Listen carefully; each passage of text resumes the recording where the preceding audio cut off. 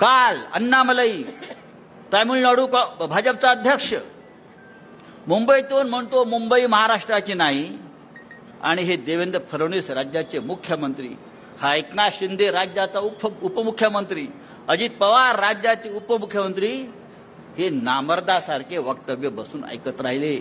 दुसरा मुख्यमंत्री असता ममता बॅनर्जी सारखा, तर त्या अण्णामलईला मुंबईच्या बाहेर पडू दिलं नसतं, त्याच्यावरती गुन्हा दाखल करून त्याला अटक केली असती महाराष्ट्राचा आणि मराठी माणसाचा अपमान केल्याबद्दल.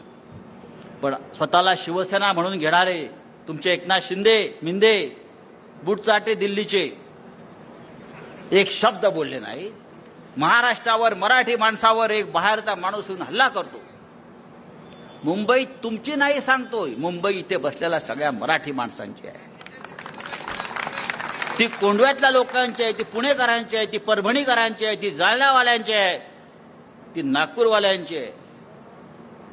मुंबई मराठी माणसाची शान आहे. मुंबईतून जर कोणी सांगत असेल, आणि याच मुंबईच्या रक्षणासाठी बाळासाहेब ठाकरेंनी 60 वर्षापूर्वी शिवसेनेची स्थापना केली.